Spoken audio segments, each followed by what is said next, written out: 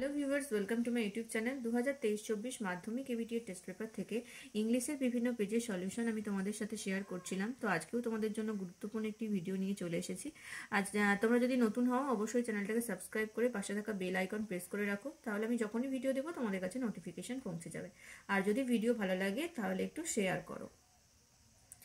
দেখো, আজকে আমি শেয়ার করব তোমাদের সাথে 584 নাম্বার পেজের রাইটিং সেকশনটা। এর আগের প্রত্যেকটা পেজ করিয়ে দিয়েছি। প্লেলিস্টের লিঙ্ক এই ভিডিও ডেসক্রিপশন বক্সে দেওয়া আছে, সেখান থেকে দেখে নাও। দেখো, রাইটিং সেকশনটা তোমরা পেয়ে যাবে 588 নাম্বার পেজে। এখানে তিনটে রাইটিং আছে। প্রথমে আছে একটা রিপোর্ট রাইটিং, তারপরে আছে একটা প্রসেস রাইটিং এবং তারপরে আছে একটা notice writing.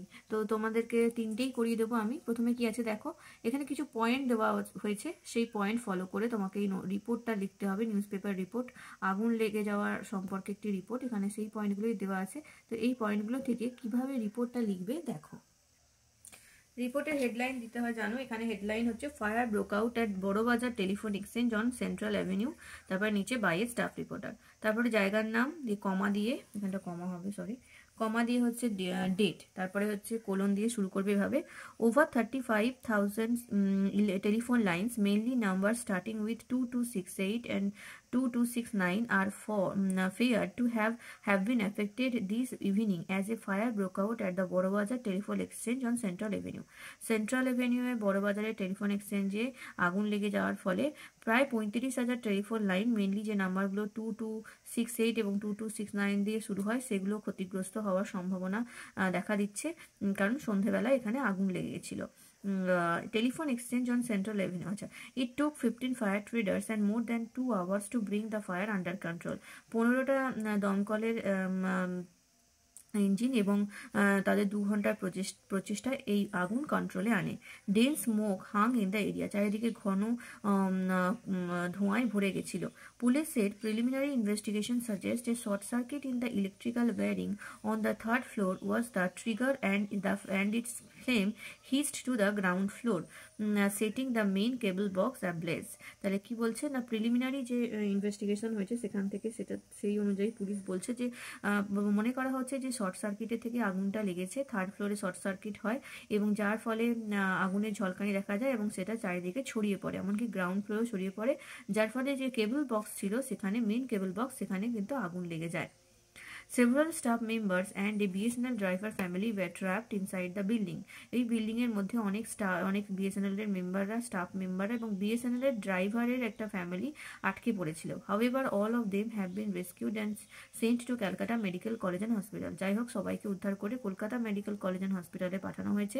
Officials of the fire department reached the spot within minutes and broke open the door at the rear to rescue a few others from there.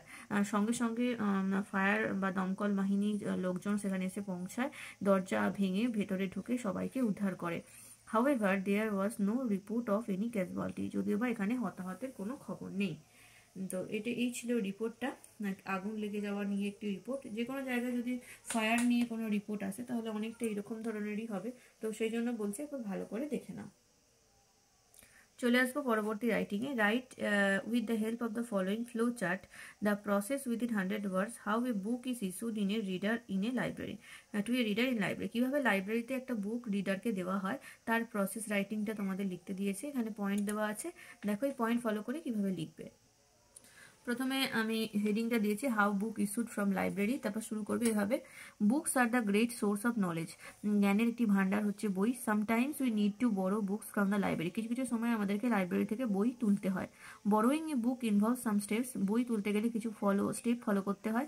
First, the books which we want to borrow is located with the help of the catalogue, প্রথমে কোন বইটা আমরা নেব সেটা catalogue দেখে ঠিক করতে হয়। The catalogue number is noted, তারপরে ক্যাটালগ নাম্বারটা নোট করতে হয়। Then a requisition slip mentioning the library card number and the catalog number is filled up, তারপরে একটা রিকুইজিশন স্লিপ পূরণ করতে হয় যেখানে কার্ড নাম্বার এবং ক্যাটালগ নাম্বার, যে বইটা নেবে তার ক্যাটালগ নাম্বার দিয়ে পূরণ করতে হবে। Next, the acquisition form is placed in the appropriate box, তারপরে ওই ফর্মটা একটা নির্দিষ্ট বক্স আছে সেখানে ফেলতে হবে। After that, time is allowed for the books to be brought. তারপরে টাইম অ্যালাউ করতে হবে যে কখন বা কত দিনের জন্য বইটা নেওয়া হবে। দেন both the card and the book are taken to the counter. তারপরে কার্ড এবং বইটা দুটো নিয়ে কাউন্টারে যেতে হবে। দেন the book is checked and the card is retained on the counter. তারপরে বইটা চেক হবে এবং কার্ডটা আবার কাউন্টারে ফেরত নেওয়া হবে, রিটেন রেখে দেওয়া হবে। Next the last date return is stamped inside the book. তারপরে হচ্ছে বইয়ের মধ্যে কবে বইটা রিটার্ন করার লাস্ট ডেট কবে সেটা স্ট্যাম্প মেরে লিখে দেওয়া হবে। Finally it is handed over to the borrower. তারপরে শেষমেশ এই বইটা যে নেবে, যে নিতে চাইছে তাকে দেওয়া হবে। তো বুঝতে পারলে কিভাবে লাইব্রেরি থেকে বই নেবে। তোমরা অনেকেই নিশ্চয়ই লাইব্রেরি থেকে বই নাও, তাই স্টেপগুলো জানো। আর সেই জিনিসটাই একটু সুন্দর করে গুছিয়ে লিখতে হবে, ব্যাস আর কিছুই না। তো একবার দেখে নাও। চলে আসবো নেক্সট রাইটিংয়ে। Suppose your school has decided to organise a health check up camp.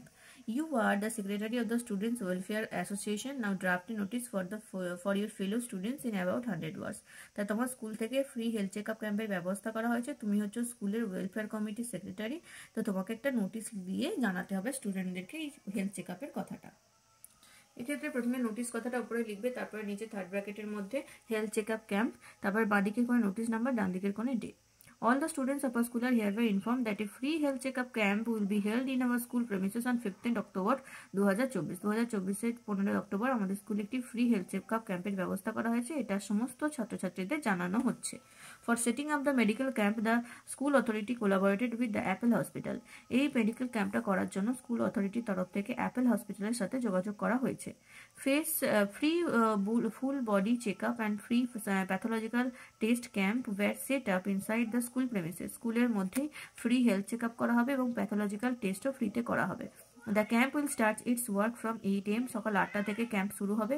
After checking up the patients, some of the required medicines were also provided to them. কিছু পেশেন্টকে চেক করার পর যদি কিছু যেগুলো ওষুধ দরকার সেই ওষুধও কিন্তু ফ্রিতে দেওয়া হবে। So I request all of you to participate in the camp for checking up your health. তাই সবাইকে আমি রিকোয়েস্ট করছি যে তোমরাও তোমাদের হেলথ চেক আপ করার জন্য অবশ্যই এই ক্যাম্পে যোগদান করো।